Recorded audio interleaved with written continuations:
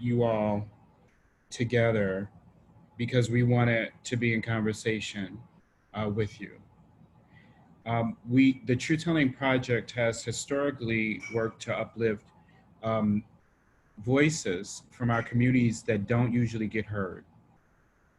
Our community's truth telling and conversations together help us determine our direction and action. When we asked people to share their stories 5 years ago after the murder of Mike Brown Jr., we didn't want them to tell the police or to sit there and tell their stories for politicians or even people from outside of the community. We need to hear each other and value each other's story. So many people learn from the stories from our communities, but it was mostly for us.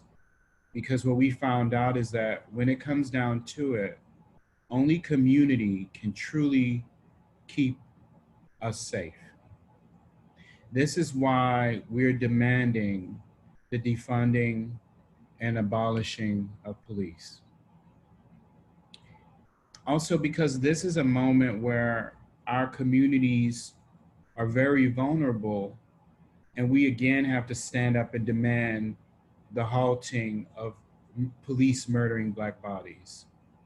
It's absolutely profound that while we're at the height of what's likely to be the first wave of COVID infections, the whole world is quarantined, but the only thing that remains constant is the killing of Black people. So later, we're going to talk a little bit about the goals of this hearing with Dr. Scott, but I just want to say that in such a profound time, we need each other because our fates are intertwined, and justice for any of us means justice for us all. So in closing, just this introduction, I want to tell you that one of my teachers, who is Yeye Louisa Tish, said to me recently that if your ancestors have been oppressed for generations, what they could not pass down in economic resources, they pass down in spirit. And we have that to draw on. So I encourage us all to draw on that energy and power from our ancestors to help our communities survive and flourish, to make way for the descendants that we are ancestors to. Welcome, and I encourage you to invite your ancestors into this place as well. Called on Goldie Adams, and if you want to unmute briefly and say the name of your ancestors who you would like to be in this conversation. So, Goldie Adams.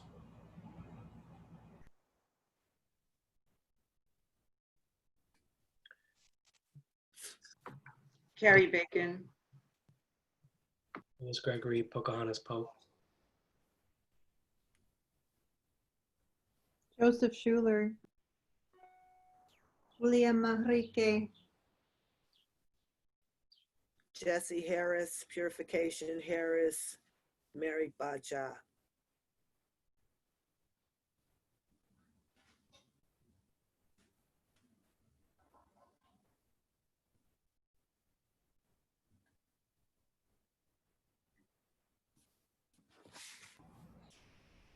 So we're gonna just take a quick moment for breathing and breath. And let's get centered in any way you know how.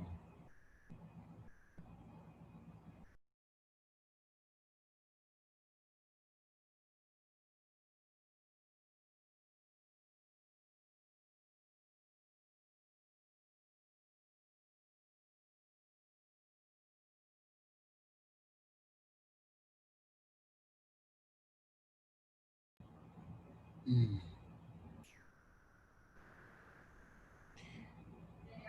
All right, so I want to invite you all to we're about to do land acknowledgements. So I would like to invite um, you all to offer what land, the original inhabitants of the land that you are on right now, to add that to the chat feature. We all don't have to say it aloud. And I also like to invite Stephanie Morningstar, who is the coordinator for the Northeast Farmers of Color, and a very good friend of mine. Thanks so much, David.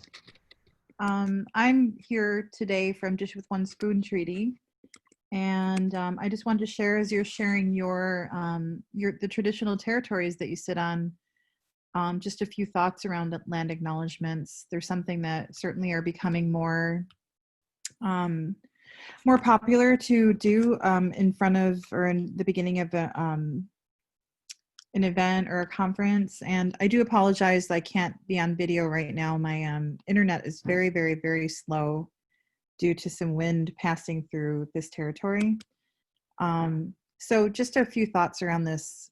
Mainly land acknowledgements are for settlers. They're meant for things like institutions, schools, hospitals, churches, the legal system. They've all sort of picked up on this. Anyone who may have historically harmed Indigenous peoples, they're meant to create a sweeping image of trying to make things right, or at least trying to make them seem all right. In Black, Indigenous, POC spaces, there's a different feeling around these land acknowledgements in that most folks are wanting to just be in right relationships. So it's a bit of a different energy.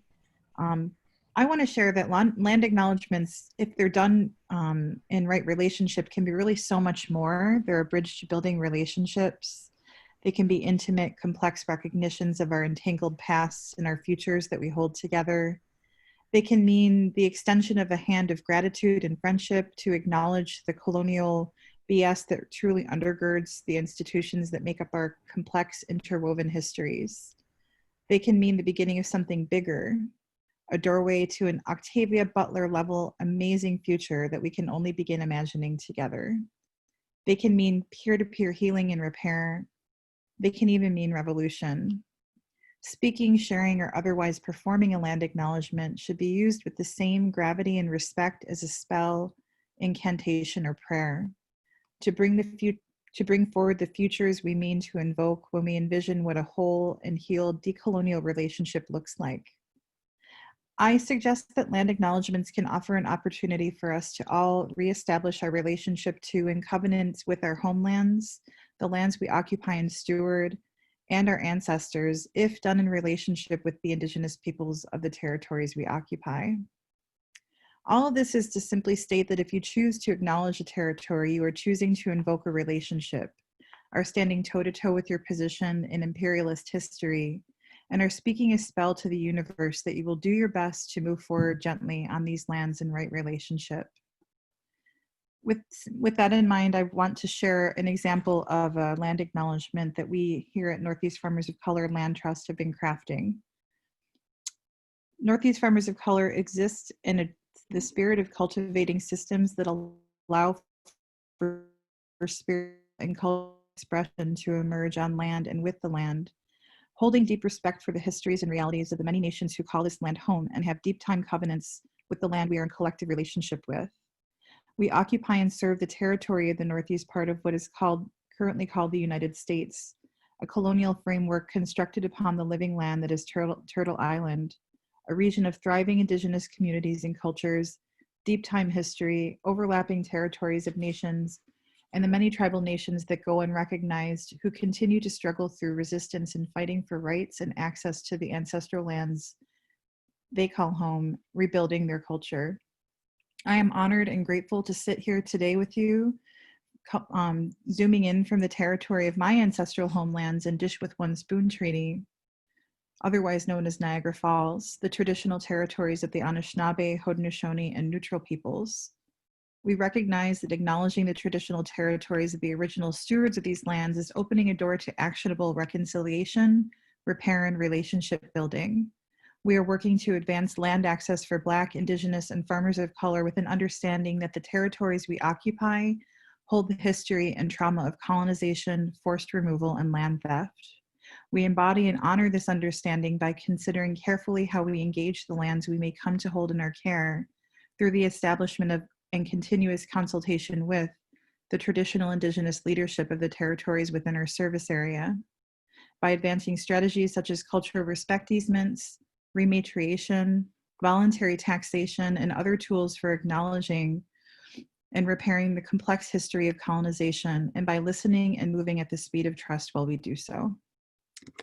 Thank you, David. Thank you so much, Stephanie.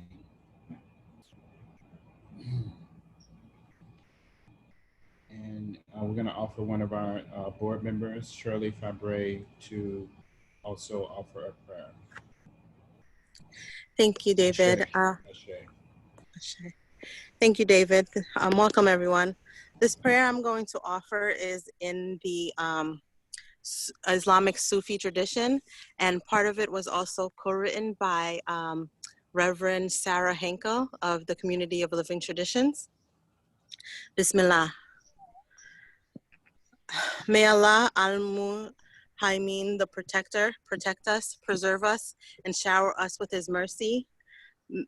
Lord God, I ask you to lay your healing hands upon those who are sick, that you have compassion for all who are suffering.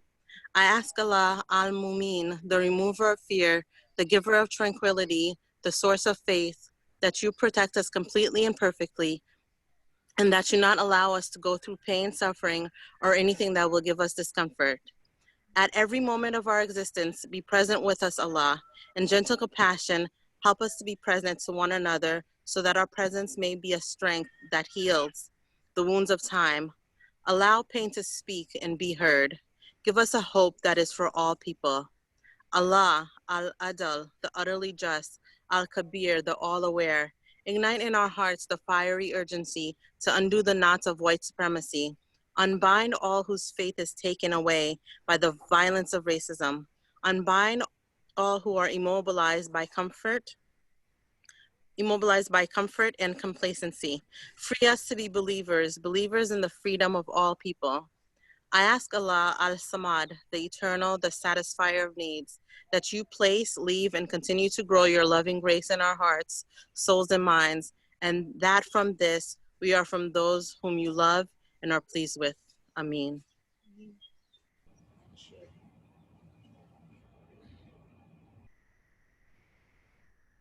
And next we're going to hear from LJM, who's one of our board members, and she would like to come with an offering. Go ahead, LJ.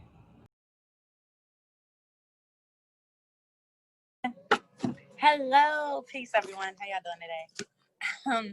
Thank you for having me here. Dave wants me to do a poem, so I'm going to go ahead and spit the same poem that I did at Miss Black America. Y'all have to excuse me. I'm in front of my stepsons, and you know how kids' eyes can be very, very judging, so to speak. But so, someone asked, "What would you want your superpowers to be?" And I said, to free the uncaged bird. Why does the uncaged bird silence its own voice? Because it's trapped in the prison to which it has built in. Why does the uncaged bird not sing? Because it lives in a prison into which that it cannot see. Slavery, modern day slavery only goes by another name. But what's in the name to which you call a rose? By any other word would it smell as sweet? So simply put, I would want the powers to set you free. Free from your box of have tos and need tos, free from your limitations and perversions, free from, so you can understand the confidence within you. Free from your sin stripping, soul clenching, cerebrum plucking, Edward Benet mind tactics. Because brothers and sisters, I am tired of seeing death, destruction, and despair caused from the implanted Willie Lynch mental convictions inside of our heads. Amanda. Away too. And who am I to say all of this? Allow me to reintroduce myself. I am a queen put here to raise my nation. I am the leader of a free world disguised as a kindergarten teacher. I can't be comprehended except by my permission. This is who I am. So allow me to be the seeing is believing, so you may too already see that you are free.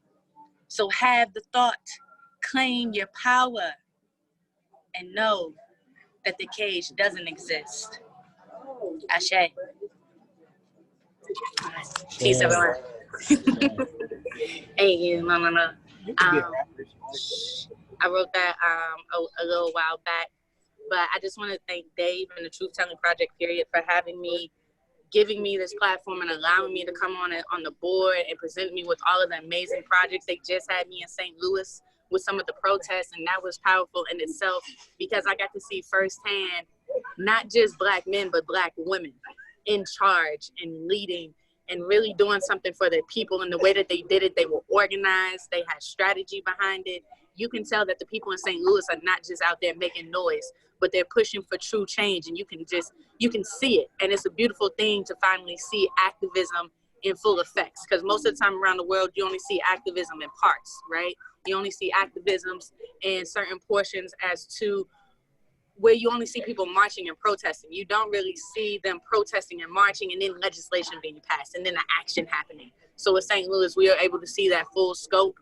I got to see Cori Bush in full action. She is very powerful. I got to meet Mama Cat, who is just a ball of love and fire at the same time. And it was so great to be with her in the kitchen, making the food for the protesters. So it's just beautiful. So I just want to say thank you to the Truth Telling Project for supporting me, and to everyone else. I have a Speakeasy Strange Fruit protest coming up June 26th in DC.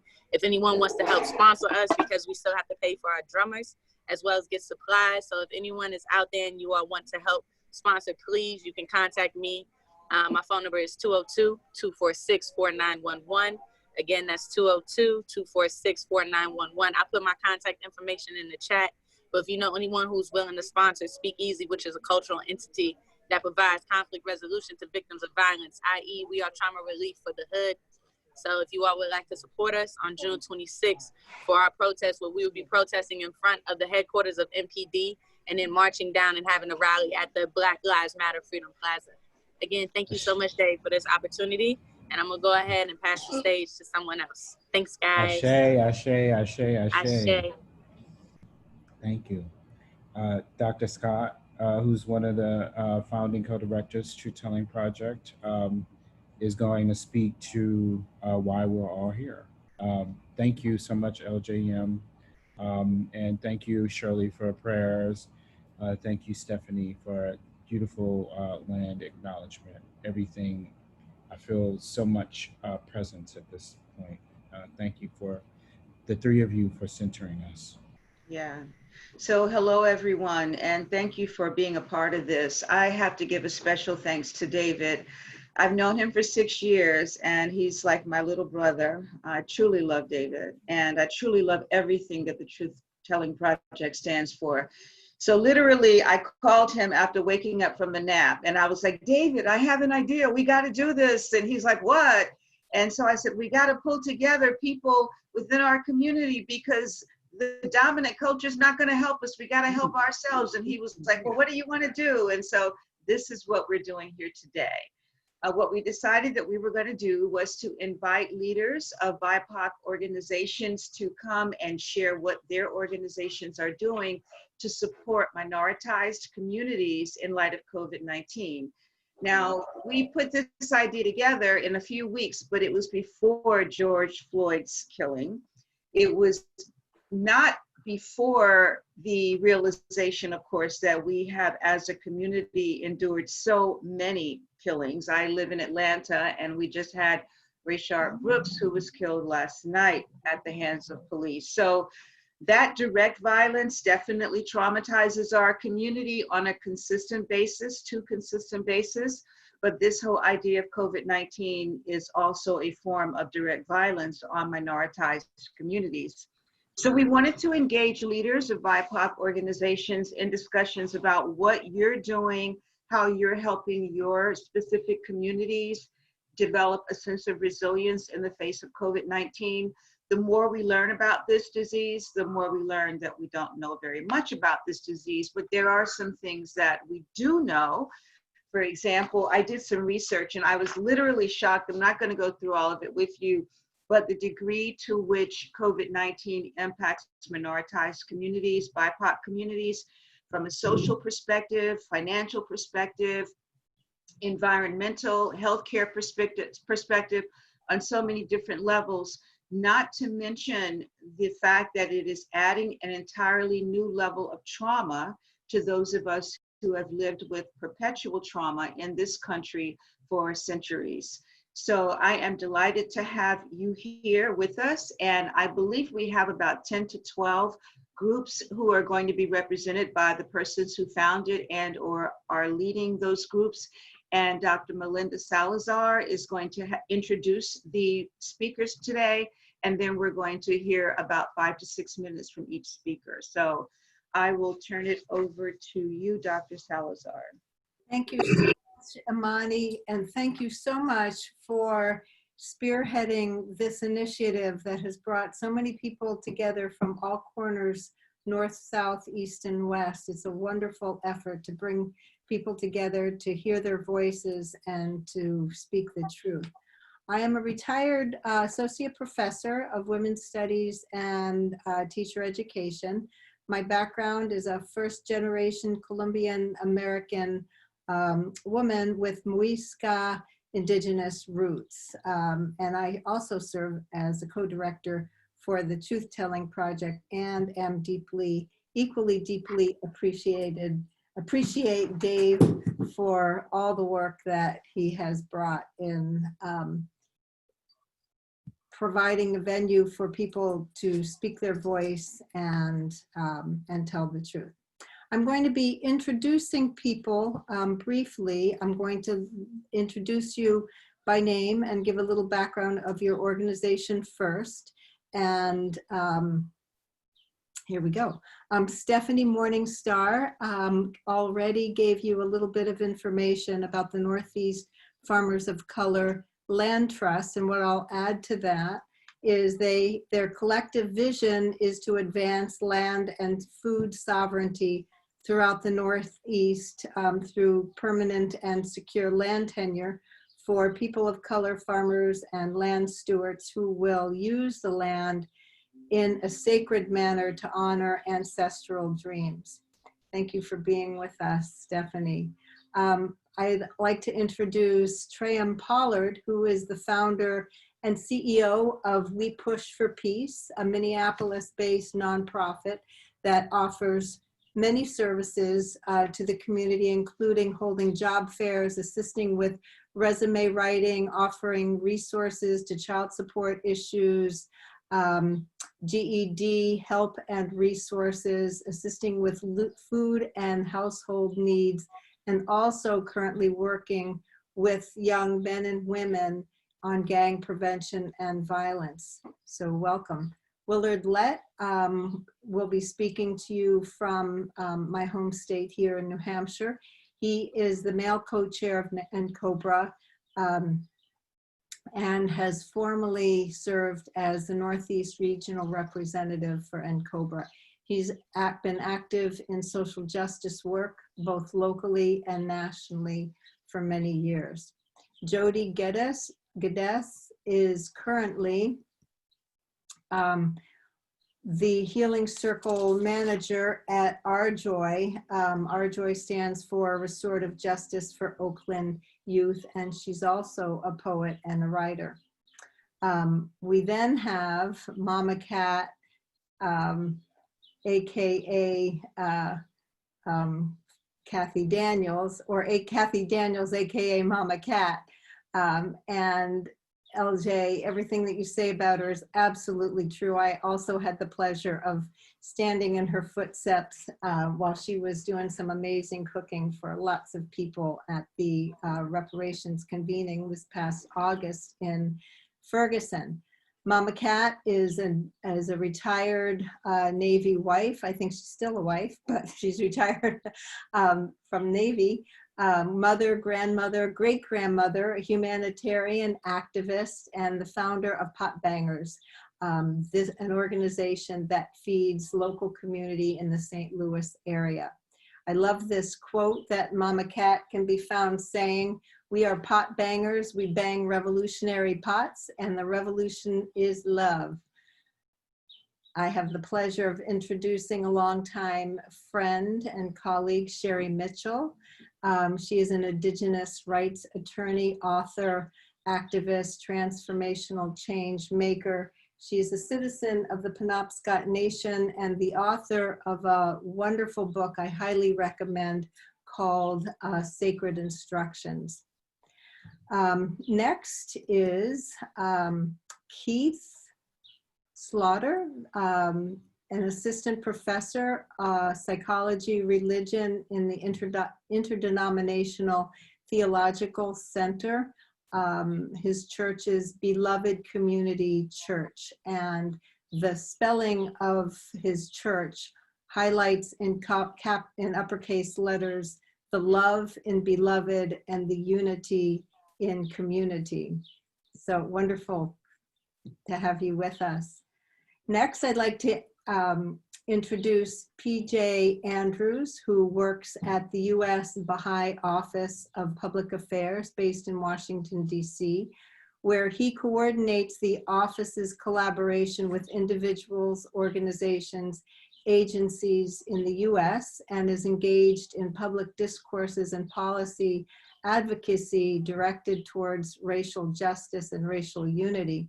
And I will say, amongst this community, the Baha'i community today is sponsoring Race Amity Day throughout the country virtually, and you can find talks and celebrations on YouTube for Race Amity Day. I'm thrilled to introduce Crystal Curley from a small town where I lived for a number of years and taught at a university in Northwest New Mexico, Gallup, New Mexico, often known to most people as a place that they either drive through or the Indian capital of the world. Crystal is Dene. She's a tribal member of Navajo Nation and is also of Spanish and Mexican descent. I've known Crystal for many years.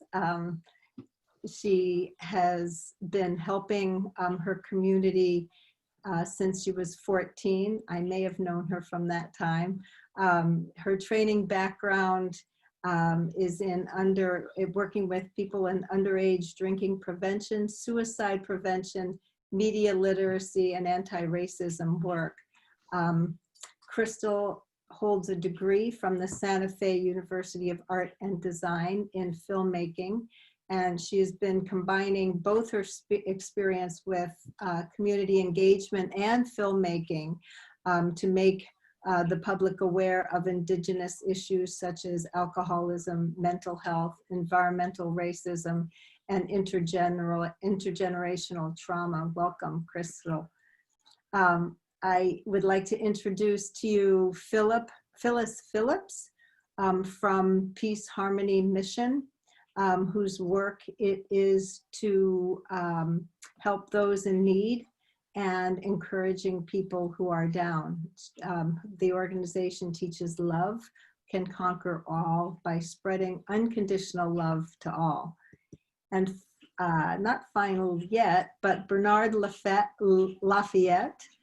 is a longtime civil rights activist and an organizer who was a leader during the civil rights movement. He played a leading role in early organizing of the Selma voting rights movement, was a member of the Nashville student movement, and has worked closely throughout the 60s with groups such as the Students for Nonviolent Coordinating Committee, the SNCC, the Southern Christian Leadership Conference, and the American Friends Service. Wonderful to have you here. And finally, I'd like to introduce Robert Hernandez, who is the chair-elect of the National Association for Chicano Studies. He's an assistant professor of Chicano Studies at San Diego State University and works closely with Ole Mesa Detention Resistance supporting asylum seekers and detainees. On behalf of everyone in the Truth Telling Project, I welcome all of you here today. I'll show you. Thank you, Melinda. I just want to let you know that so from this point on, each speaker will have about 5 minutes, and just because of time, we want you to stick with that, and we'll do some hand motions or signals um, to to stop you once that time is up. After that, we're going to break you into breakout rooms, and so you all can get to know some of the people who are on this call in person in a smaller environment, and we'll provide a couple of questions to spur the conversation. After that, we'll do a report back, then a Q&A, and we'll have some closing time after that. And as we end, we'll welcome people to stay on longer to continue conversation and to network. And so, Melinda, do you want to go through the list and maybe just call out each person? Okay, how about we begin hearing from Trayern Pollard.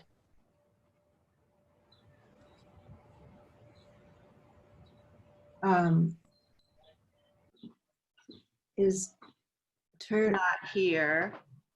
So okay? Let's, Willard, would you like to begin?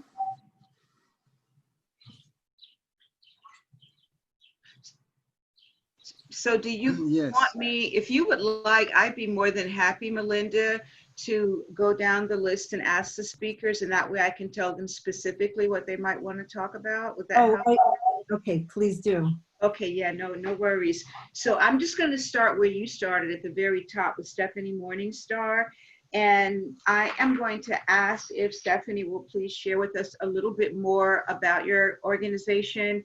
Tell us some of the challenges that you've had in this COVID-19 environment and trying to support your stakeholders, and also some of the lessons that you've learned.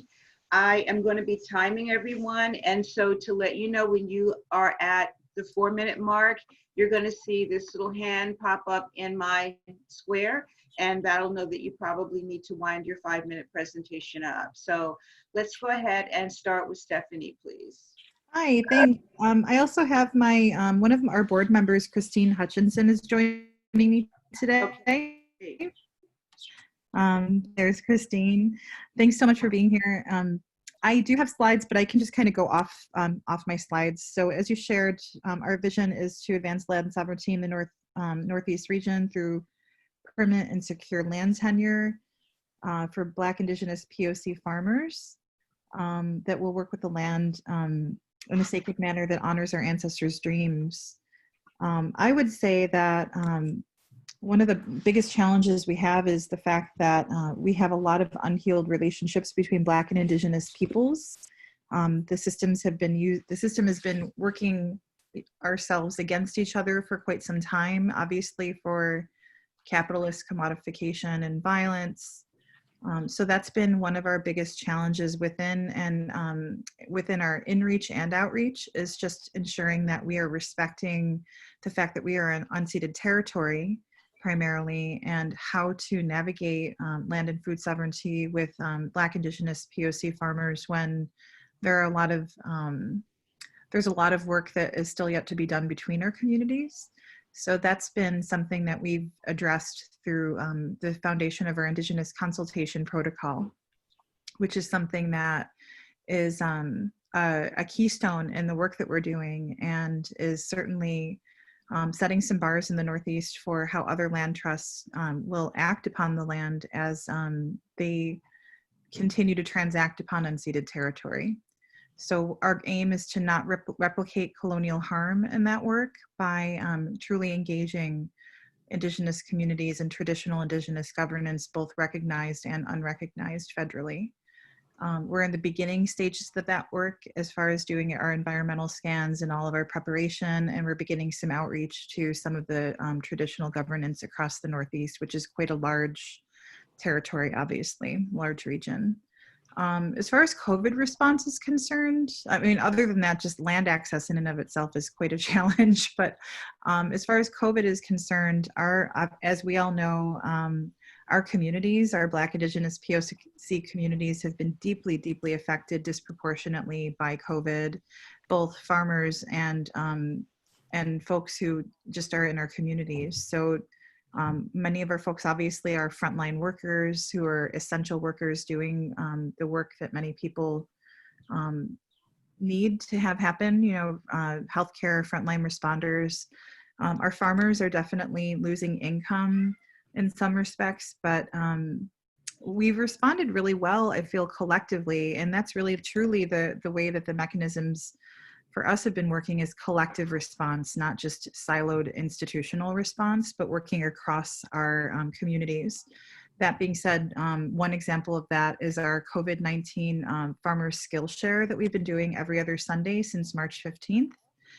We were working every week. Now we're going across every other week. Today is our last one actually for the season, or for the COVID response. And this is a collaboration between Soulfire Farm, the Black Farmer Fund, Our Land Trust, Heal Food Alliance, and the Castanea Fellowship, as well as just NEFOC Network members who have been coming forward to volunteer their time.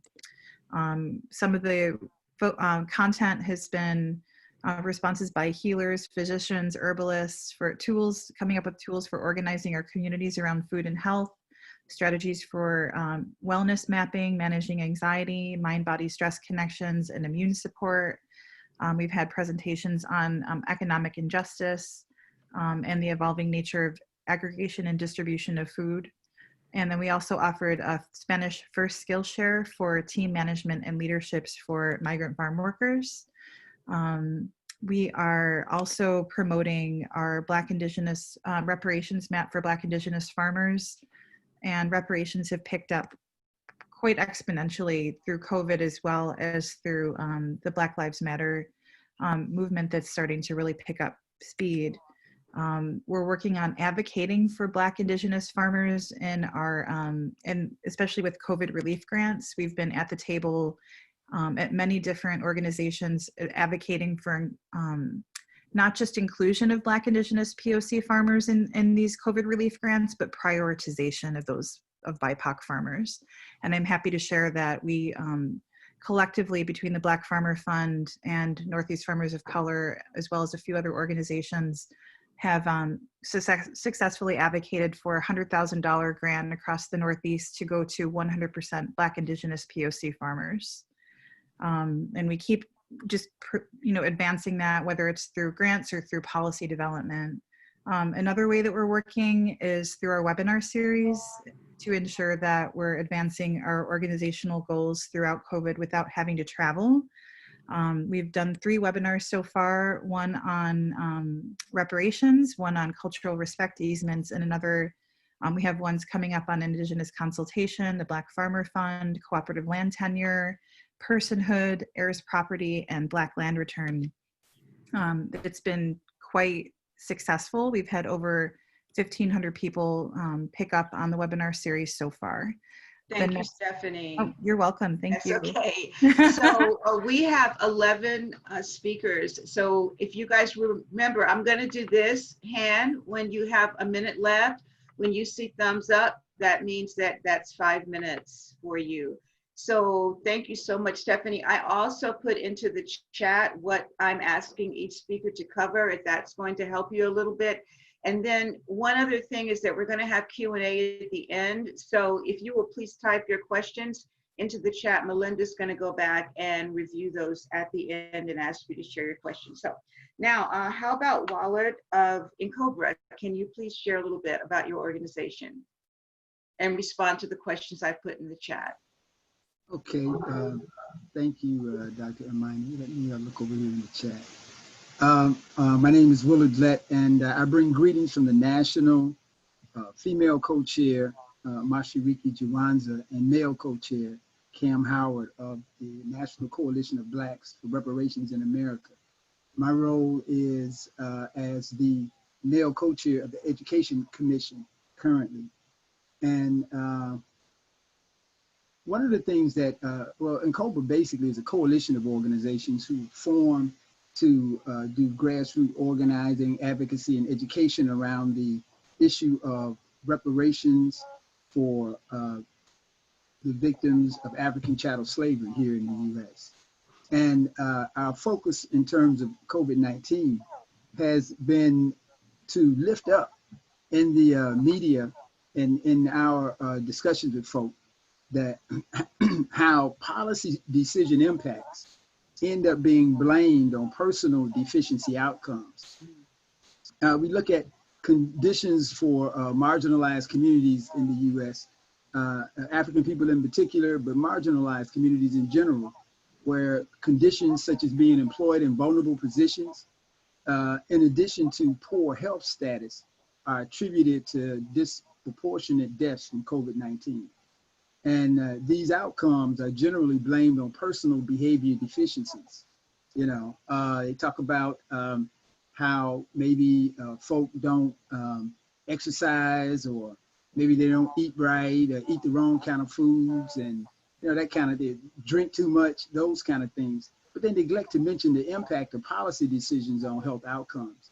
And we know from epigenetic research that that's a lie, that marginalized communities have embodied, absorbed in their experience historical trauma, you know, that has been going on since the day or the encounter with the European community, basically.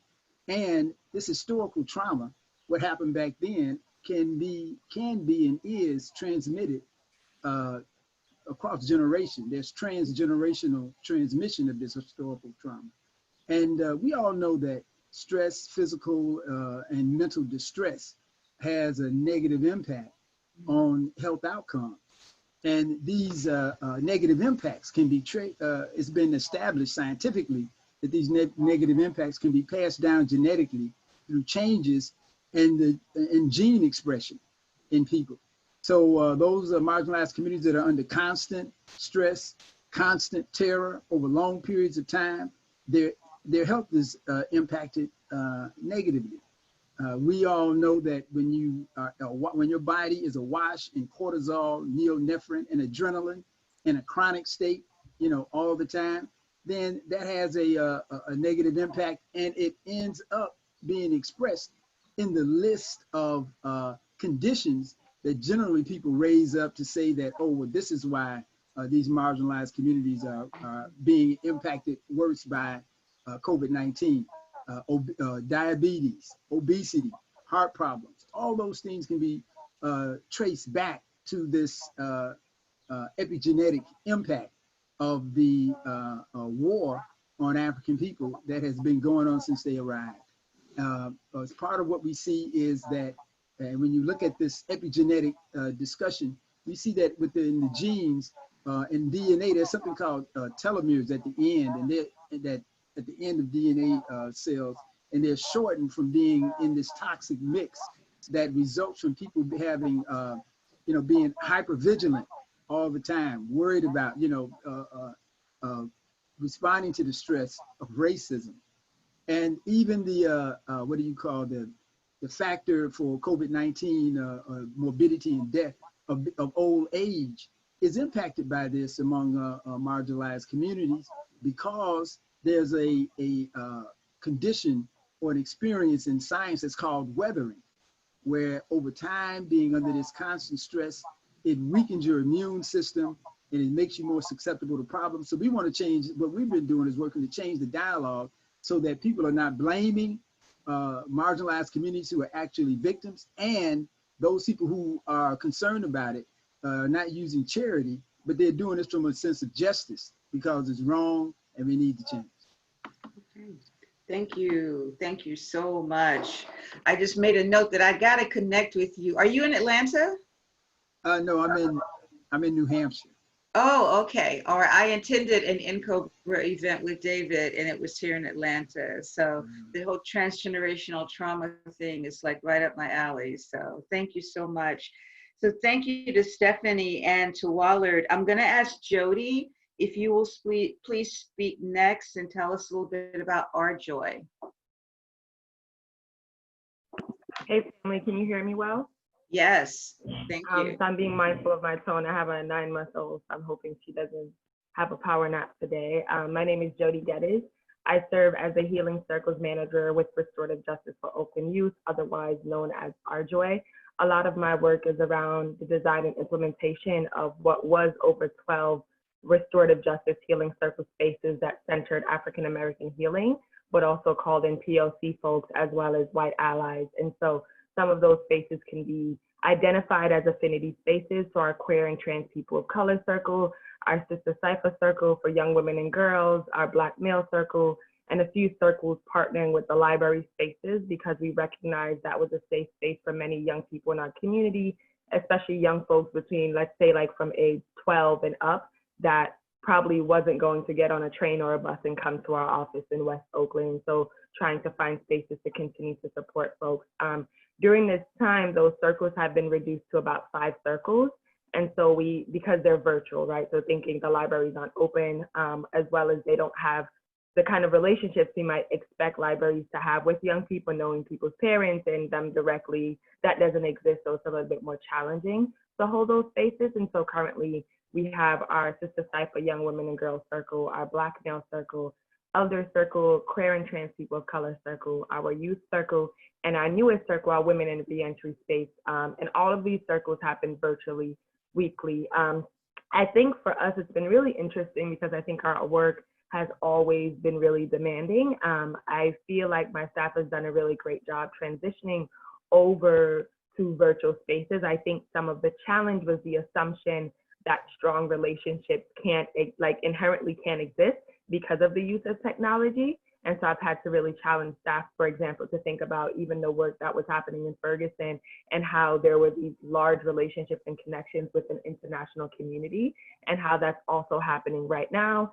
And also in the kind of fabric of organizing, there have been these ways that technology and social media has been used to really build strong relationships and increase movement, right? But folks don't see Zoom as they would see like a Twitter or Instagram. And so I've had to really name just the kind of functions of some of these spaces like Zoom or Google Hangouts. Now there's a new platform called Circles. And so really trying to support folks in kind of acknowledging their own biases, right? Because that can be a barrier to how you hold a space where people are calling into, right? And so folks are already holding those notions. So how, as holders of space, do we also begin to challenge ourselves with what we bring into the circle space? And so just thinking about those things and challenging folks to be really creative.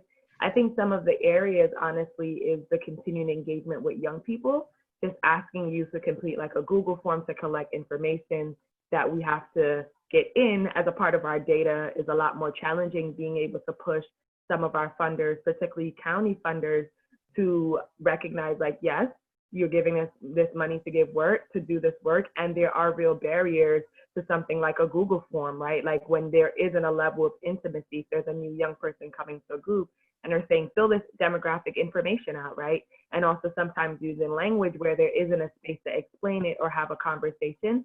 So things that I think often when we're in proximate space together, like seem really easy, become more challenging through a virtual platform. And so I think those are just the behind the scenes. I feel like our participants have really leaned in. We've recognized that there might be need in the future to maintain some of these spaces virtually. And so our queer and trans people of color circle, we've had folks calling from other countries, as well as folks who have moved out of the Bay Area into other states calling in because they're looking for that space of safety and bravery and connection. And so I think it's brought a new learning where our grant doesn't cover that, but we're saying here is a need, right? And how do we lean into that need, which is how we often move. So I think that's one piece, right? And then this other piece around really supporting folks who are coming out of the jails. It's always and is a foundational piece of our work. And then there's this added layer where you can't really be proximate with each other because like real policies right now that are in place saying don't get close, don't do this, don't do that. So I think it's up to us to just really challenge ourselves to continue to do our work and to be radically affirmative with that. And so that's what my work looks like right now. Thank you. Wonderful. Thank you so much, Jody. So next I have PJ Andrews. And so PJ, can you reference the questions that are in the chat, or if you need me to repeat them, I'll be happy to, and tell us a little bit about your organization, the work you're doing. Sure. Hi, everyone. I'm PJ Andrews. I'm with the Baha'is of the United States. I representing the American Baha'i community. So I'm here representing a small religious community. It's a global community, but in the United States, it's an interracial community that goes pretty much across the country. And for the last 2 decades, the Baha'i community has been striving to implement educational efforts aimed at raising up growing numbers of people who can contribute to the spiritual and material well-being of a community. One that is rooted in a culture of collective worship that breeds spirit of service. And in this way, we're really thinking about how to cultivate a thriving community spirit, which is really so important for resilience in the face of mighty challenges, which we're in now. So I want to focus a little bit on youth, the work that we're doing with youth. In this educational effort, we across the country are bringing youth together in environments that help them develop their ability to consult in groups, to read the reality of their community and identify the community's needs, and then take effort in a learning mode, including action and reflection, which is an important aspect of learning, to reflect on what one's doing, to address the needs and collaboration with the community and the local institutions which they're a part of. And then they're also specifically trained to provide educational programming for children and middle schoolers in their, like locally in their neighborhoods. So a lot of this is really cultivating intentionally community networks. And at the heart of this is building capacity. And I think another key aspect of this process is the idea that justice demands universal participation. So I think the approach that the Baha'i community has in working in local communities is that the tools that are being developed, the implementation of them depends on the local population, not outside forces or resources. It's something that cannot be carried out by some on behalf of others. And then just to sort of add to this, in the scripture of the Baha'i faith, the prophet Baha'u'llah, who brought the Baha'i faith, once compared the Black people to the pupil of the eye surrounded by the white. And it is in this Black pupil is seen the reflection of which is before it, and through it the light of the Spirit shineth forth. So I think embedded in this analogy that is part of the scripture of the Baha'i faith is that humanity needs Black people to advance. So we are centering and honoring the nobility of Black people as much as possible in our community building efforts. So we're asking ourselves this question of how is the need for Black people to be at the forefront of this process centered and honored. And so just a few things about how this is working. I've been part of regular reflection spaces with teams that are embedded in Black communities carrying out these community building efforts across the nation to reflect and learn what are the needs of those communities and how can we respond better. And so a few things that I wanted to emphasize are, one example is a group of youth in DC, groups of interracial group of color, people of color in DC have been doing a few things. So one, they developed a COVID informational video project, sort of assessing the needs of their friends that they felt they could sort of inform and teach their friends about COVID through video. Another youth decided, as a result of her asking of how to serve, develop backpacks for protesters and created a fundraiser to fund that effort. And then we developed a youth summer camp as a service to the parents in the community. So those children's classes and junior youth groups that I was mentioning, the youth were able to turn that into a camp as a service to the communities that they're part of.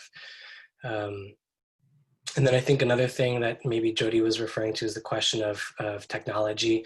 So I think we're realizing, like in a lot of the communities that we're a part of, Zoom isn't working for the youth, and also they're outside just talking to each other. So we're learning how to create spaces that inform and raise awareness about needs for safety, but also meet them where they're at and allow them to organize and be together in that space as safely as possible. And yeah, I see the hands are up, so I can just stop there. Okay, thank you, PJ. I appreciate you. So next we're going to go to Mama Cat. It looks like you're in the kitchen. Can you hear me?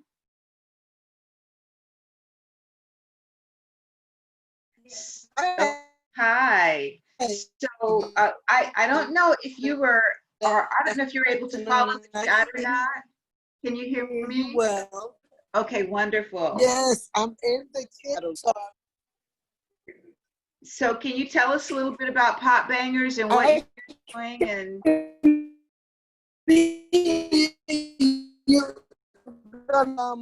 let me get out of there.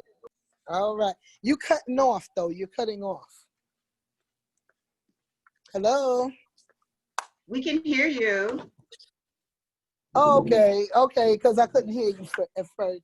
So now, I guess I'm telling you a little bit about what's going on here in the midst of COVID, and then also protests breaking out, and how are we able to keep going and keep safe, and is a struggle.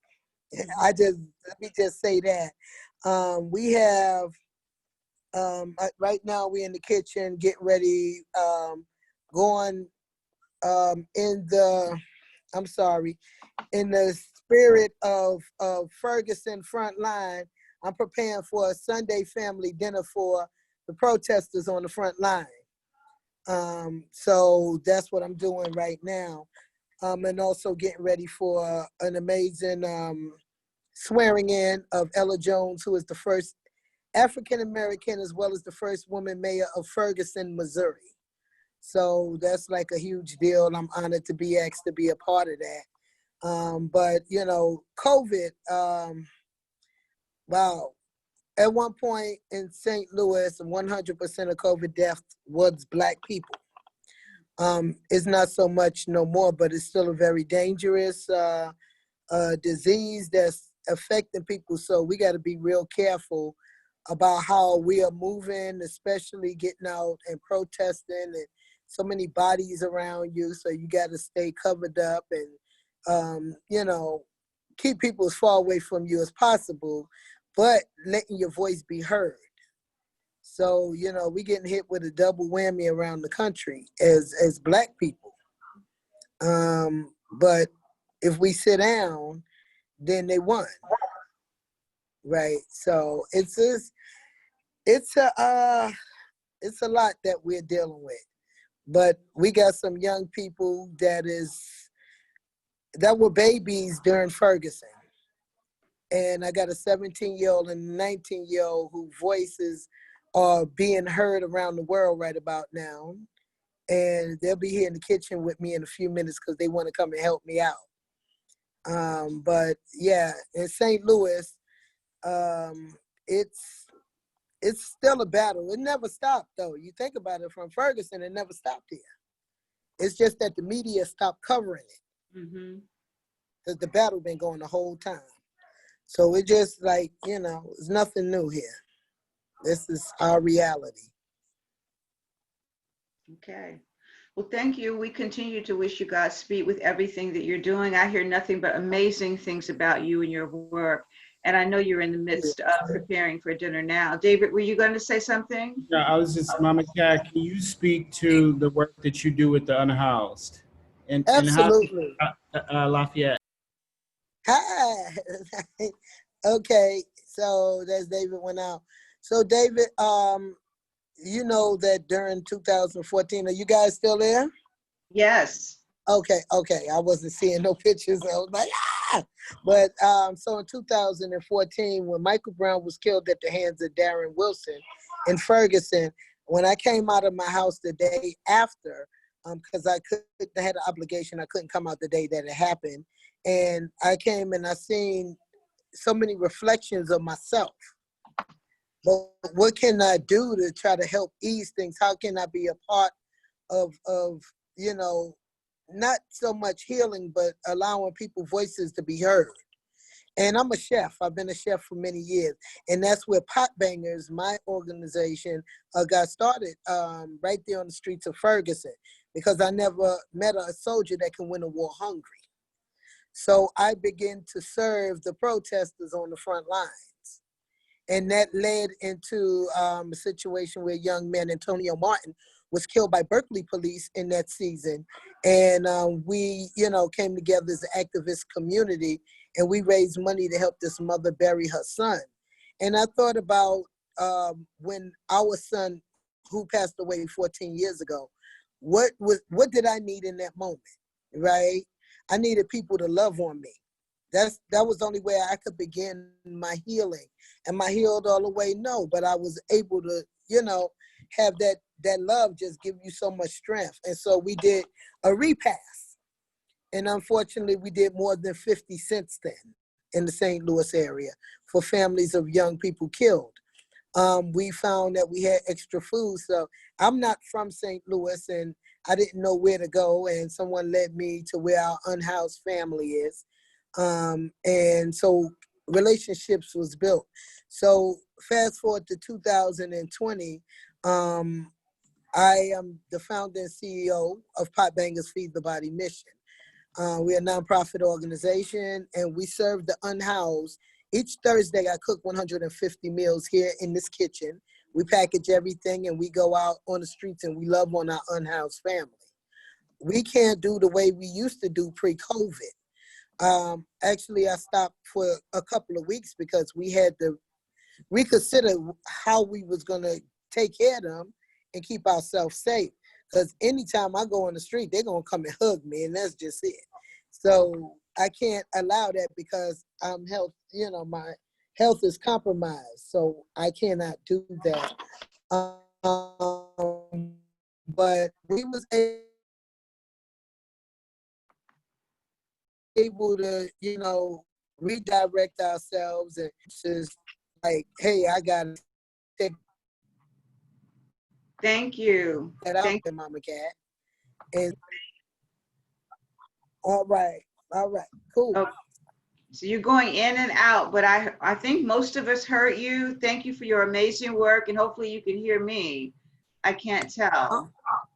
Well, your voice popping in and out. Okay. But I'll the transitional house later. Sounds good. Be blessed. All right, blessings. Thank you. So thank you. So now I'm going to ask if Crystal will tell us a little bit about Indigenous Lifeways.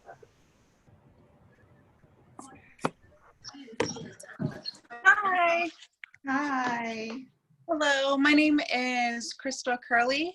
Yat Shayat Crystal Curley Yanisha Kenya Ani Nashla Kilachini Bashashin Nakaidine Dashan Panagani Dashanella. And I'm here on Diné territory. We're here in Chichaltla, New Mexico. We gotta close the door, y'all, because Bugs is gonna come in. We're located about do this. I know 20 miles south of Gallup. And we're at one point, well, let me just start off with our organization. Indigenous Lifeways, we do programming around communities that are impacted around uranium and people who experience domestic violence and abuse. And we do have two programs that we are working simultaneously as with our McKinley Mutual Aid efforts. And the first one is being the Social Justice Fellowship Program. And we talk about pretty much just environmental racism and the impacts of uranium. And the Indigenous Women's Working Group, we focus around domestic violence and, abuse, just the, abuse comes in different forms. So we try and, talk about these monsters, as we like to say, in a safe space. So we do have monthly meetings, we do healing circles as well in our community. And with COVID-19, we had to come together with our networks and form the McKinley Mutual Aid. And we are a relief effort program, and we are we have 3 other organizations in McKinley Mutual Aid, and we're all women-led, and we've become interfaith, intertribal, and interracial. And I think that's one of our biggest accomplishments, because with all of this, I think COVID-19, you know, is this huge dark shadow, or, you know, just something that's really bringing all of us down. But I think it has brought to light a lot of different things. And one of them is the racism and the institutionalized systematic racism that we're all feeling. And in my community, we're, you know, 75% indigenous. And so we have a big presence in our county and in our region. So, but the people that make the most money are non-native, and specifically Caucasian people. And they make money off of our people, and because they're the business owners in my community. So one of the barriers when we first started is buying food for our food, to create our food boxes. And one of our other organization leaders, she's a white lady, and we had to use her white privilege to get food at the beginning. While we were trying to get food in this region, we had to go out of Gallup to get food, and we did experience that racism. And so, you know, so we had to figure out different ways to find food. So we figured out our own supply chain. So we do have a distributor out of Albuquerque that does supply us food every Monday. And we are also working with other organizations like the World Central Kitchen. So right now, well, this past week, we were able to pass out around 600 and like over 600 boxes, 667 boxes we were able to procure and deliver out to our communities. And we feel like with these food boxes, we're helping people stay home. And, you know, because where we live at, we really do have a lack of resources because of those institutionalized racism systems. We don't have healthcare nearby. There's very few hospitals, few grocery stores. We don't have, some of our families don't have the access to clean water and electricity. So it's really brought up a lot of those things this pandemic, and a lot of the challenges getting the food out to the people when a lot of us live, you know, several hundred miles or away from any grocery store. And 80% of the Navajo Nation has unpaved roads. So, you know, there's a lot of barriers for us that has you know, brought us back, but we continuously try our hardest to bring food boxes to our community members. And, you know, it's something else. It's become a full-time job, but, you know, we really try and help, you know, our elderly, our immune compromised, you know, people living in contaminated areas because of uranium mining. We help our single mothers, people or families that experience domestic violence. We also help undocumented immigrants and our unsheltered relatives, and folks that we like to call the last mile, which are areas where no one really goes to. So sometimes for us to deliver, you know, door to door, for 20 households, it takes us about, you know, 4 to 8 hours, depending on the community. Wow. So it's really something else. But, you know, you could visit our website. I'll put our website on the chat. Thank you. But thank you so much. No, thank you so much. Thank you. So we actually have 2 speakers left, and Dr. Bernard Lafayette for SCLC, who I had the wonderful honor of meeting many years ago. I don't know if you remember, but it's so good seeing you again. Hello, Miss Lafayette. And so I know, right? So Dr. Lafayette, can you tell us what SCLC is doing? I know it's quite a bit, so. You just have to unmute him, Dave. Can you unmute him, David?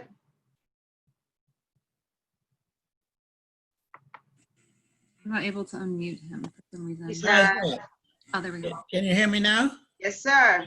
Okay, very good. Okay, I'm learning all this stuff, as we go along. Okay.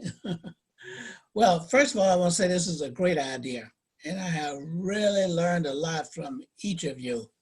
And I just want to encourage you to continue to find ways for us to be able to relate to each other and support each other, and to hear that. We can't come together physically, but this is the best substitute for that. But I want to encourage you, David, and the rest of you to please continue, okay? Because this helps to reinforce the things that we're doing, and we appreciate it. I only respond when I'm called upon, and that's why I'm here today, by the way. And I want to say that I've been called upon to do Zooms all over the world. Just yesterday we did 1,400 people, okay? And what we're doing is sharing with them one particular thing that I've been doing, and that is helping leadership learn strategies for being able to maintain a movement, because it's only a movement that's going to help to change these total conditions. And we cannot look at one particular group or organization. We've got to follow Martin Luther King's model, that is building coalitions. Now, one group that needs to be part of this coalition is the law enforcement. And I just got off the phone this morning looking at ways in which we can help law enforcement respond effectively, because the way they've been responding has not been effectively. They want to respond, they want to do something, they want to do their job, but their particular orientation to their job is not what's needed now. Never was needed, but more now than ever. So we can't ignore them, but we cannot allow law enforcement to become our enemy. We must help them understand how they can be supportive of what we're trying to do. And the only way they can do that is they got to re-examine the training that they get, because we see it every time. I mean, the incident that happened in Atlanta, the reason why it happened is because that fella realized that he could be a victim of not being able to breathe. That's right. Because he was cooperating in the beginning. Okay, he put his hands behind his back to get handcuffed. And all of a sudden it struck him that, hey, what about George Floyd? And so he miraculously broke loose from two policemen who had him down on the ground. Now that was, okay, yeah. So my point is, I've been on the phone, like I said, and we are putting together a training program for policemen. They're asking for it. As I said earlier, I don't respond unless I'm asked. So I've got my former police officers who've been trained thoroughly in nonviolence to be together, and David knows them. And what we're doing is putting together that. That's my approach to it. I can't do everything. Like I can't get out on the street and march and stuff like that, because I know that I will end up in the hospital. I'm sure of that. But my doctor would tell me that. So I'm already a miracle to even be here. So that's the role I'm playing now, helping to bring that other, third group in, because they have got to be part of it, the police departments and stuff like that. Very good. So they've got to ask, for the help, and that's what they have done in some of the states and cities. So that's what I'm working on, So I just All want to right. share that with you, okay? Thank you. And I do appreciate your encouragement as well, because I'm hoping that this will be the beginning of a collaborative effort and alliances. So I'm going to ask next if Sherry Mitchell will tell us a little bit about Land Peace Foundation. Kwe Willigaskat,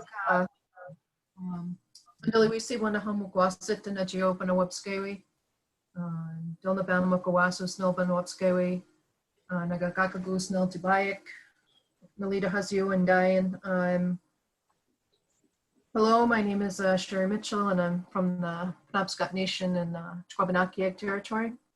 And the Land Peace Foundation is an organization that works exclusively on the protection of Indigenous rights, land, water, human rights, but also works on the preservation of what we call Skidjinaway Bamosawag in the Indigenous way of life. And that takes many forms. We also do a lot of cross-cultural work with other groups, a lot of international work. And so just to get in 5 minutes here, so that I don't make Dr. Scott mad at me. What we've been doing is we have been providing food for all of the tribal food pantries in our territory.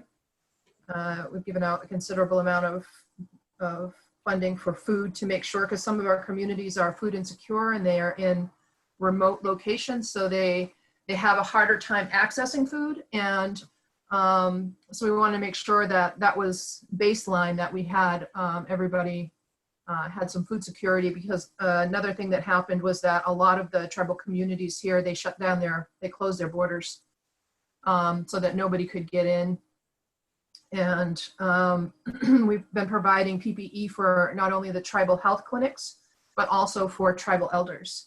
And so to make sure that our tribal elders are taken care of, that they have what they need, they have gloves, they have masks, they have the things they need to be cleaning the products that come into their homes, their food, and things like that, to make sure that they're well taken care of. And then providing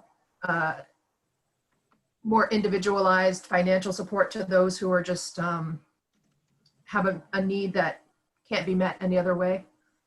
We've had folks come to us for some of those things. We've done probably 35 webinars since this thing started, classes, because people are struggling. They don't know how to meet this moment. And so we've done things with people from all backgrounds, from across the spectrum of beliefs, backgrounds, and looking at things like, how do we adapt to this changing time, instructing people on how to access and utilize plant-based medicines, since allopathic medicine was failing so many people. How do you take care of yourself? How do you boost your immune system? What do you do for a fever specifically? Going through the protocols. We did webinars with folks on that. Also, just this last week, we did a webinar on acknowledging the grief and pain of this moment, because it's profound. And grief impacts our immune system, right? And so it's important. So I had 2 Black spiritual leaders, 2 Indigenous spiritual leaders, and myself, and we had a conversation over 2 hours. And that's available online. You can access that online. And so, Reverend Yearwood, Reverend Lise Parker, Pinkard were on with Chief Orville Looking Horse, and Madewin grandmother, Shelley Mendakwe Charles. And we talked about the immense impact of grief and how that actually prevents us from being able to do the work that we most want to do. And I think that's something that we all need to be talking about right now. So we've been doing that. And in the process of all this unfolding, Land Peace Foundation is also securing land. We're building Wajukum Tultina kinship community and a teaching center there, where we're going to teach people how to live back in right relationship with the land. How do you grow your own foods? How do you take care of your own medicines, grow your medicines, harvest your medicines, prepare them? because the separation of us from our food and from our medicines are one of the things that make us as people of color so vulnerable. And so, you know, how do we take back that power? So, you know, food sovereignty, water sovereignty, educational sovereignty, and energy sovereignty are the 4 things that are in my book that I really push all the time. I think that we need to take back control of those things. On the international scale with this work, we've been working with partners around the world. One of the things that people aren't really considering right now is that there are some parts of the world that aren't getting hit hard by COVID, but because of COVID, they're facing extreme poverty. And so we're going to see probably the biggest jump in poverty that we've seen in close to 25 years worldwide as a result of COVID. You know, places like the Maori in New Zealand who have no active COVID cases right now, but they're food insecure. They have 3 weeks of food on the island. Sub-Saharan Africa doesn't have very many COVID cases, but the poverty impact for that region is probably going to be the most significant worldwide. And so there's a lot of ways that we need to be thinking about the long-term impacts, because those impacts move across the board and end up impacting everybody as we're moving through this stuff. So we've been trying to address all of those things on a wide spectrum with a number of different programs. So okay, wonderful. Thank you so much, Sherry. So the presentations have been amazing. Clearly, we are accomplishing awesome things as individual organizations. And I'm going to turn the program over to David now so that we can go into small group meetings for about 15 or 20 minutes to learn how we can maybe begin working together and build a coalition. David? And thank you, Imani, and thank you everyone who spoke. And thank you, Stephanie. I see you have to leave. Please, can you drop your email in the chat at our website in case folks want to reach out? If you can't, I can do it later. Also, really quickly, I want to ask if Aurora Harris, who's a co-founder of We the People, somehow we didn't get your name on the list, but if you can share a little bit about We the People of Detroit, we greatly appreciate that. But we're running short on time, so we're gonna ask you to consolidate as much as possible. Okay, hi everyone. I'm Aurora Harris. I'm one of the co-founders of We the People of Detroit. We have been on the forefront of various issues for the past 10 years, ranging from education. Our current fight right now, an ongoing fight for the past 7 years, has been water insecurity. We are now in our 7th year on annual water shutoffs in Detroit, and coupled with the pandemic, we are at a very high risk. So what we've been doing is we've been meeting with the mayor, the water company, the governor, and other environmental agencies in the state of Michigan and Detroit to stop the water shutoffs, because even though we've had an executive order to restore water to the thousands of people in Detroit who have not had water, the water company has continued to shut off water. So what we're doing right now is trying to gear up for our annual water shutoff, which is supposed to happen on June 20th. And with that, you know, we've been basically telling people that, you know, you want us to wash our hands every 10 minutes or whatever, but how can you do that when you don't have water? So we've been constantly for the past, you know, since the pandemic, just trying to get up our water stations at capacity. But when we do get them at capacity in terms of water distribution, we're normally out within 4 days. So we're turning over water since the COVID experience in March. We have distributed over 2 million gallons of water to people in the city. And so, you know, it's just been a great battle. It's just been a great battle. We're demanding that they turn the water on. We're working on a water affordability plan for Detroiters that we keep pushing for. But in Detroit proper, the largest number of cases of COVID and coronavirus has happened in the African American population. We are 80% of the city's population, but 65.8% as of a couple weeks ago have been affected with COVID or coronavirus. So we have various hotspots in our zip codes. We're constantly, trying to stay on it, which we're encouraging people who come here because of the high rate of coronavirus transmission in Detroit and the COVID deaths. To please wear PPE and social distance as much as possible. We've been having several protests here every week. We've tried to encourage people who are coming into the city to, like if you say that Black Lives Matter and you know that Detroit is one of the largest hotspots in Michigan, we were the first ones to be on national television with the highest rates of COVID deaths, to, wear a mask and wear social distance, but it's hard to do that. We have, all kinds of issues here, from gentrification, we've got depression, we've got people who are food insecure, people who are facing still foreclosures and homelessness and things like that. So from ground zero, when, I want to go back to a little bit from Brother Woolard, when he was talking about the types of traumas and things that have happened, we've been under constant trauma here in Detroit from the the domino effect of things that have happened to Detroiters, primarily Black and brown people and poor people, over the past 10 years. From school closure, devastation of neighborhoods, taking of pensions. Our children are traumatized. We just had a major case on literacy where the judges are saying our kids in Detroit don't have a constitutional right to literacy. We've been working on that case for the past 4 years. They just ruled that that case was not unconstitutional, so we had to take it back to court. So our fight here in Detroit, we're just constantly in and out of court. We're constantly on the streets. We're constantly dealing with trauma. We're constantly dealing with a lot of stress and grief, and unprocessed grief, and it's just continued trauma. That's all I can say.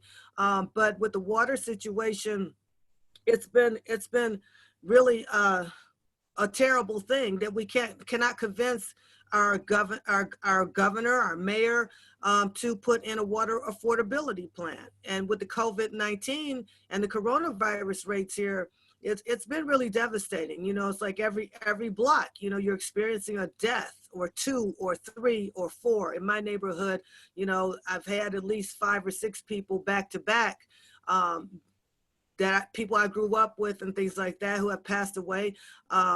They're not handling the coronavirus cases. We're finding a lot of people who have gone into the hospitals, were turned away several times, so they're dying at home alone in a lot of cases. The testing wasn't accurate, so they were not giving accurate tests, and people who were in the hospital for several weeks with the COVID, they were still sick, and they sent them home to die, basically. So all of these types of things and probable cases had not been reported. And when we talk about the racism, the vilification of Detroit and the underlying conditions that Brother Woolard was talking about, that was one of the things that they were vilifying us for, saying, oh, it's underlying conditions. And we have been out on the forefront saying, no, the underlying conditions have been the water. That's one of the underlying conditions. We don't have water here. How we're a major city with 80% African-American people. We don't have water here. Third world countries have water in place. We have people here who have not had water and been living without water for 7 years. Do you understand me? So, the underlying condition is that. The underlying condition is food insecurity. The underlying condition is a high poverty rate, no jobs. So the level of stress, how do you expect people to survive when you don't have proper health care? You're not being treated right in the hospitals. You're experiencing systemic racism in the hospitals. You're experiencing on the street, with the gentrification coming all over the city. In my neighborhood, I'm going to tell you just briefly, stand in the store, waiting in line. A mother is yelling, at her child, please put on your mask, please put on your mask. And the kid is screaming, this African-American kids screaming, we don't want to put on a mask, mommy. How come we always have to put on a mask and the white kids don't? How come the white people don't have to wear a mask and we do? So how do you explain that to children? How do you get the parents to even wrap their heads around that, to sit down, to pull that child aside and explain while you're standing in a grocery line or a food line, the corner store or the gas station, why your black children, everybody black, has on a mask, PPE, and all the white people in your neighborhood run around jogging, out with their families, biking, not wearing a mask. They don't know if we don't know who's asymptomatic or not. But, it's like, we've been pulling a lot of people here, whether they live in the city, whether they're coming into the city, whether they're gentrifiers, whatever. If you're white or anybody else coming into Detroit, you need to have a mask on because we have a high rate of infection here. Nobody really wants, they think it's a joke. It's not a joke. I'm here to tell everyone on this call, it is not a joke in Detroit. And for people to not have water. We have elder people who don't have water. You have caretakers who are taking care of elder people that don't have water. How do you expect for people to bathe? They want to open up restaurants. You don't even know how many of your restaurant workers don't have water, don't have sanitation at home, but yet they're going to handle your food. Let's talk. I'm trying to be real here. Okay, so I just want to just say that really quick, and I'm going to stop now because, I'm all fired up and, I'm ready to go. Aurora, Thank you for listening. Thank you so much. I think you're saying stuff that people don't normally get to hear, and Imani just said we all need to follow up. Chloe just said this goes back to criminalization of Black communities, how Black people are targeted when wearing masks, illegal not to wear it in Virginia. Willard Lett says systematic racism all over the place. Dr. Scott says over 2 million indigenous Americans on reservations still have no running water. Also, they're underreporting cases. And Sherry Mitchell said lots of people making money off water having to be purchased for Detroit. So it's like, I think this is a place for us to be together. I'm so glad we brought folks together because we need to be talking to each other. So we need each other in this moment. And so we're gonna take just a few minutes to be in groups. And in a minute, let me give you some directions first. In just a minute, Liberty, one of our organizers, is going to put people into groups, and just we have 4 questions that we have, and I don't know, I have like 100 things up on my computer, so I'm trying to get it right here, but here we go. And that's all right. So you don't have to answer all of these questions. But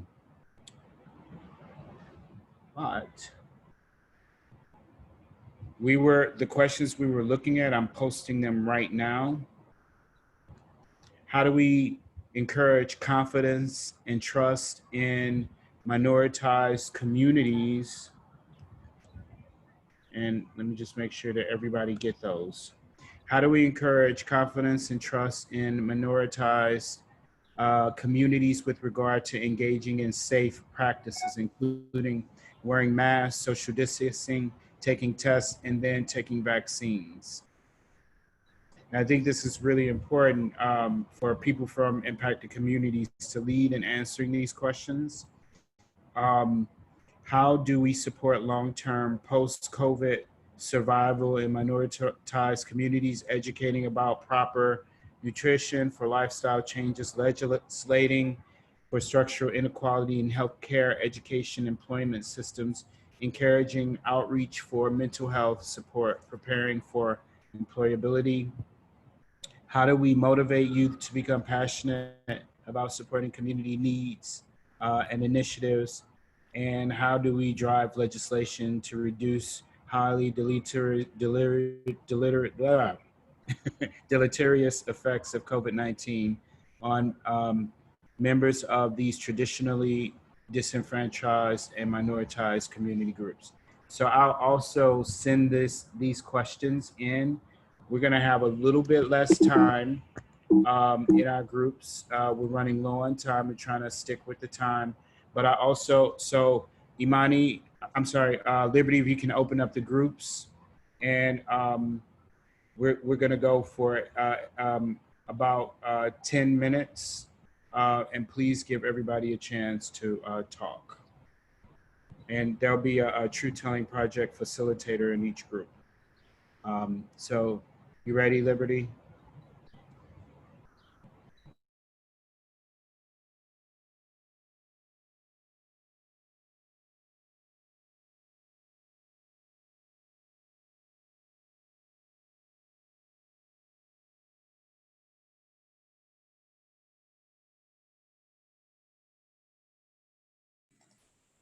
So for those remaining, you can just accept your invitation to the breakout room.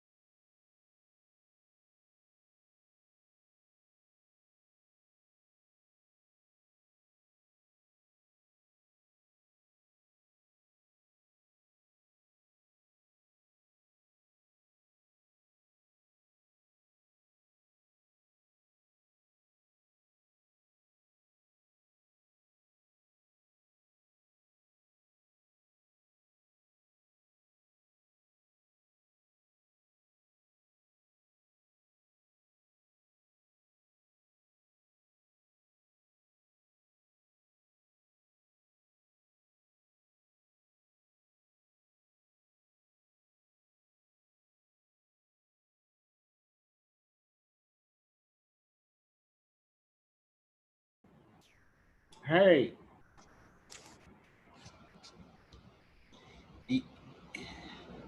You're muted. I was by myself in a breakout group. I was too. So I just Wow, came. this is amazing. Oh my goodness. Woo. Thank you so much. So amazing. Thank you. Well, this is me. Thank Imani. Imani organized this whole thing. Wow. It's amazing. Yeah. The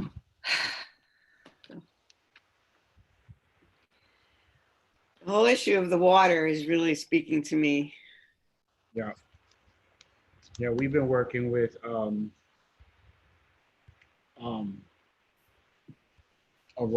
for a while. Aurora was one of my students, if you can believe it, when I taught at Eastern Michigan. I believe it. But yeah, I could have been one of her students easily too.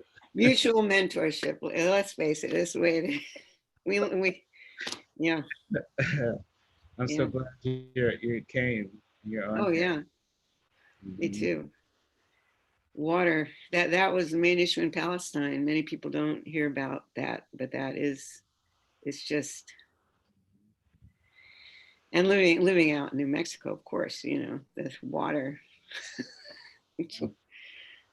Yeah, it's like you're in a place. So in Detroit, you're in a place where you got water, plenty of water. You got the Great Lakes, and you can't get access to water. Isn't that crazy? It's crazy. Detroit, it's crazy. It's absolutely, you got Lake Erie, like it's I just, you know, Well, I'm getting on the phone after this with a rabbi friend of mine in Detroit, and like, hey, what's up, dude? What's good? I mean, I know he's active, but I don't know.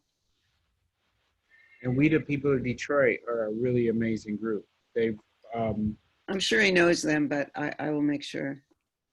you know, like nationally, they're recognized because they did, like, they worked with Michigan State to do, for the women to do the testing in the water initially. Right.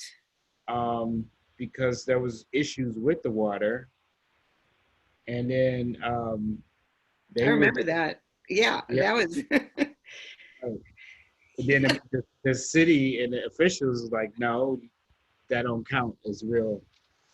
You know, it's just crazy the way people got to struggle for basic acknowledgement. I'll be back.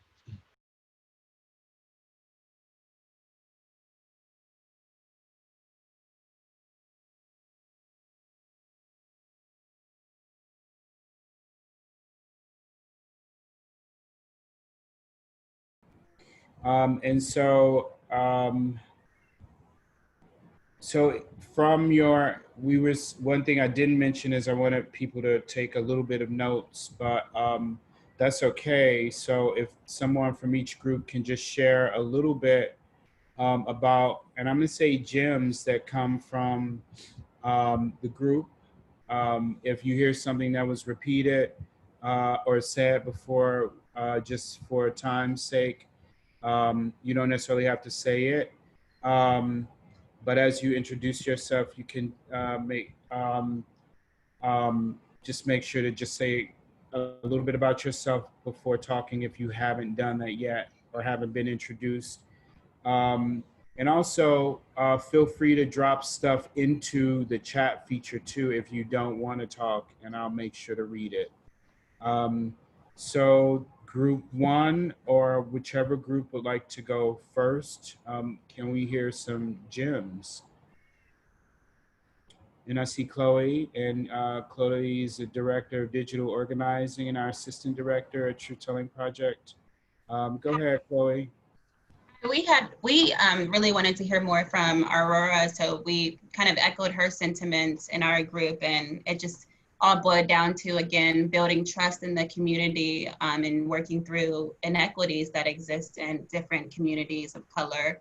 And that conversation also raised a point that recently an Ohio lawmaker who's also a doctor was fired because he said colored people are catching COVID because they don't wash their hands. So it really echoed reasons why communities of color naturally don't trust any system, but leaning towards organizations like Aurora's and others to educate the community and build that trust through a representative that can connect with them is a good goal.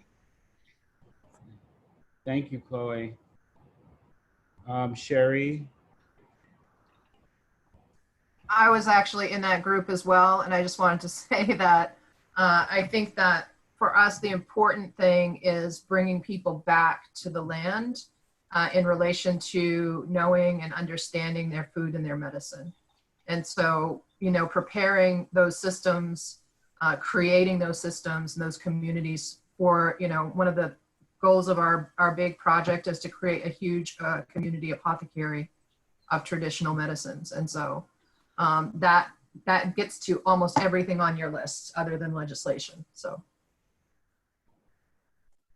And I just second that. Someone who lives in an intentional community, the importance of growing your own food and having access to the land and being able to provide for your own well-being. I think there's a quote by Fannie Lou Hamer that said that I got such and such amount of canned food. I can't even do it justice, but I'm gonna find it.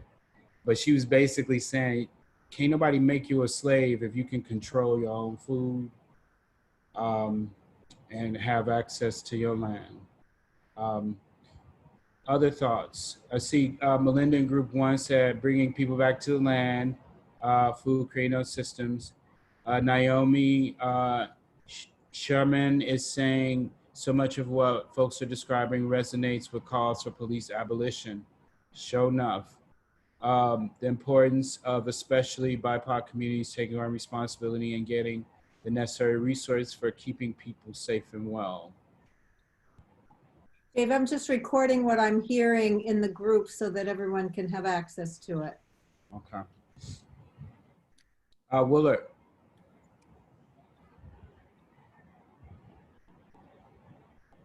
One of the things that was brought up in our group that hasn't been mentioned, several of what has been mentioned was also shared, but we talked just a little bit on the question of motivating youth, and the observation was made that the question was, at least I asked the question was couched in such a way where, you know, it was said that we have to be careful about making the assumption that youth aren't motivated, and that, you know, we need to be receptive and responsive to the things that motivate them, including making it worth their while to be involved, which sometimes mean, you know, compensating them for their time. We asking them to contribute their time. Well, let's, you know, which is a major resource, but let's provide them with resources to make it be worthwhile.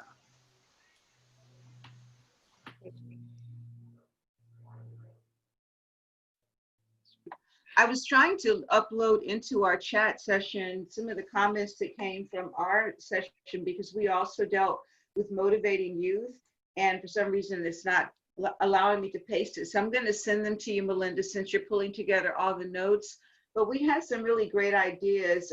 First of all, trying to come up with a way to make youth aware of the seriousness of this disease, and the idea that it's probably going to be here for a long time, and then helping them to develop a vision and a way of expressing that vision as far as how to operate in this new environment that we have, and then encouraging them to take action on that vision. Also, the idea came up about creating a television program or show something visual, possibly even through YouTube, that would help young people to be engaged with understanding the importance of their taking COVID seriously, you know, masking up and washing hands and doing the things that they really needed to do. And then we also talked about possibly supporting the idea for a youth legislature, where it would model the legislative branch that is in DC, and we could have kids maybe from 12 to 17 years old involved in that process, and make it sort of like a monthly gathering or meeting where they would engage in issues that directly impact them, even though they don't realize that the issues do. And then as they become 18, having like a citizenship party where they are, you know, encouraged to vote and asked to get out and vote. So lots of really great ideas, I thought, in that short period, which is why I really want to make sure that I pass them on to the larger group. Great. And thank you. Let me know. I just want to, so we have time for about 1 or 2 questions. If there are things that are unanswered, now is a good time while everyone is still on the call. It's 5:02 and some folks may have to drop off, so I encourage you to ask right now. And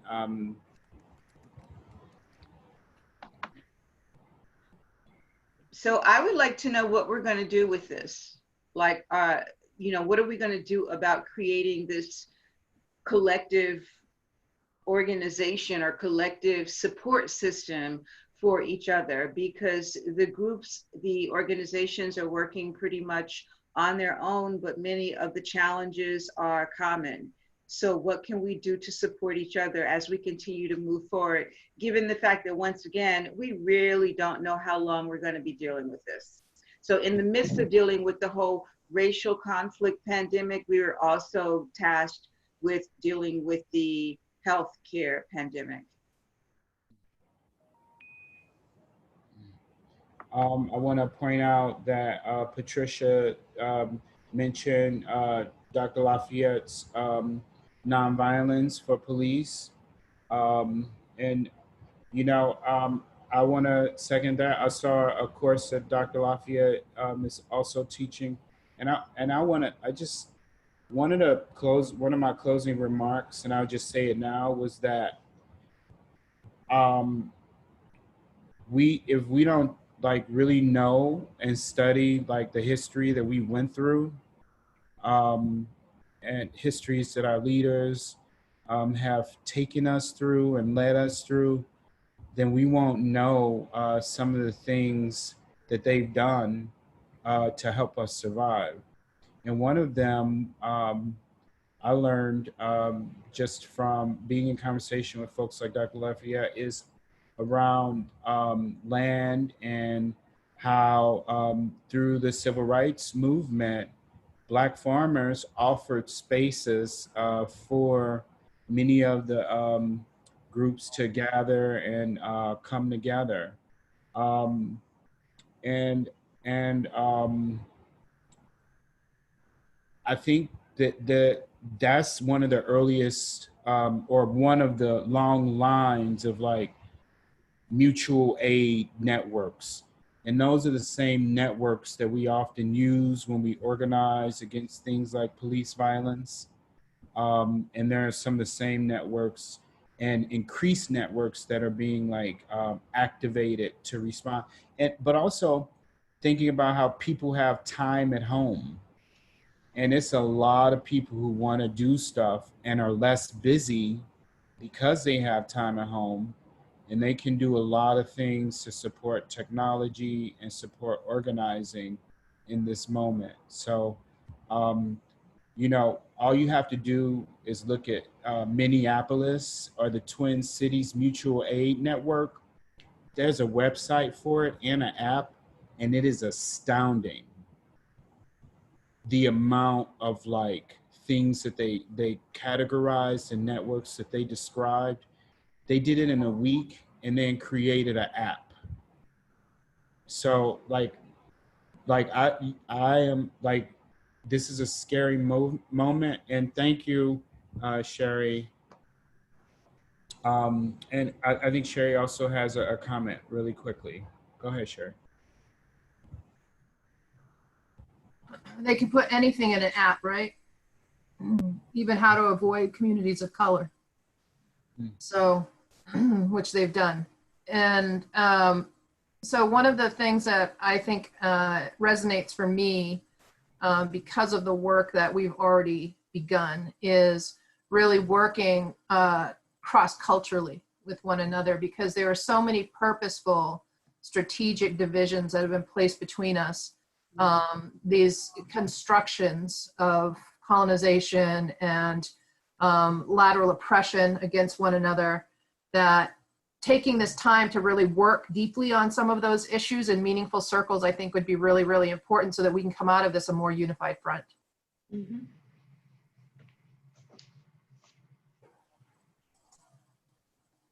And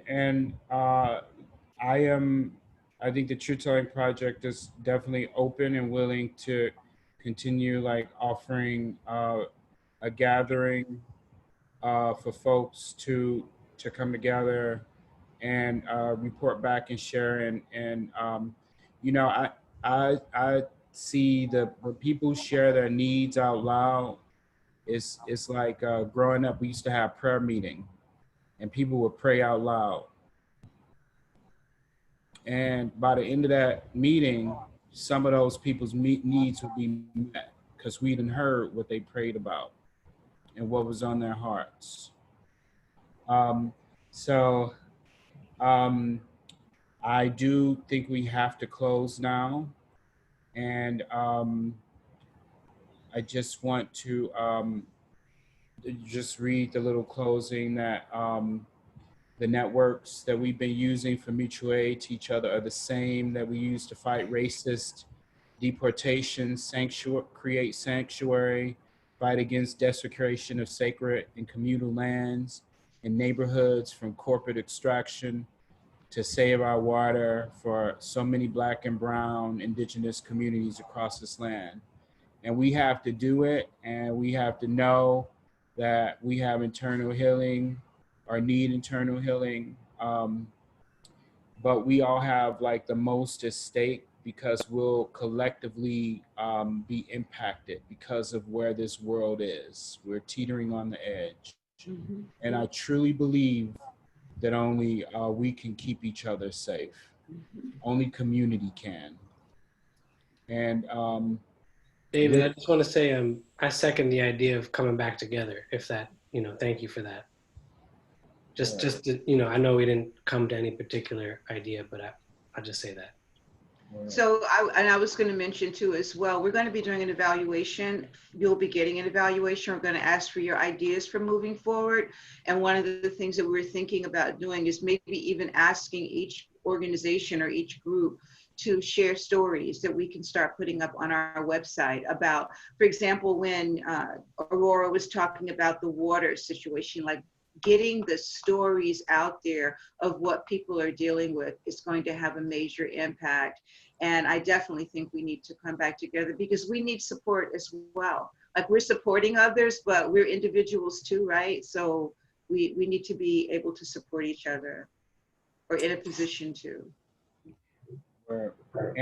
And I actually have to go, but this line is going to remain open. And I wanted to say that Wednesday, we're having a Juneteenth event with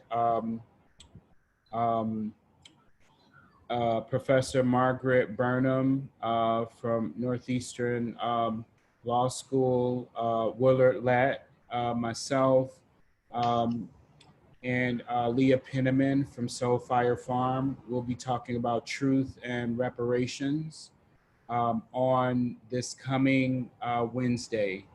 It'll be our Juneteenth event that we're doing with Truth and Reparations campaign and the Community of Living Traditions from Stony Point.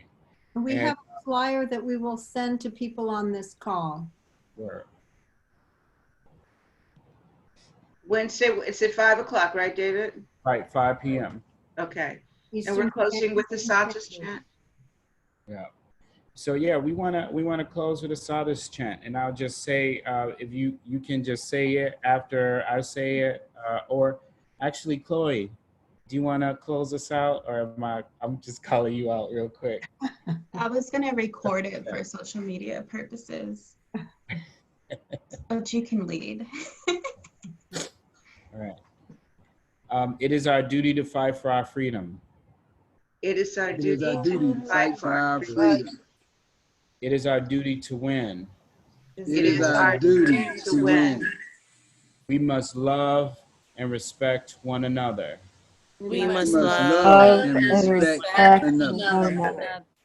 We have nothing to lose but our chains. We have nothing to lose but our chains.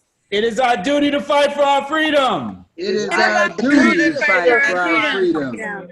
It is our duty to win. It is our duty to win. We must love and respect one another. We must love and respect one another. We have nothing to lose but our chains. We have nothing to lose but our chains. Yes. Hey, thank Blessed. you, everyone. We have nothing to lose but our name. Hey, go ahead, Mama Cat. I say. I say.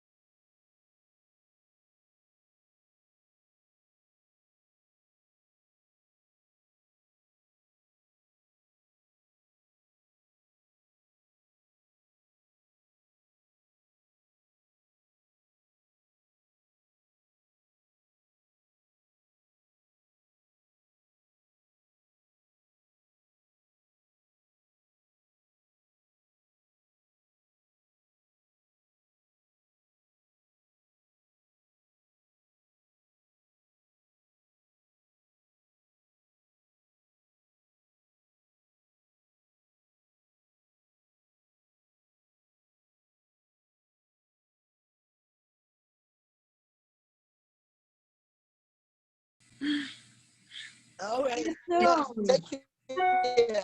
Bye-bye. right. All right.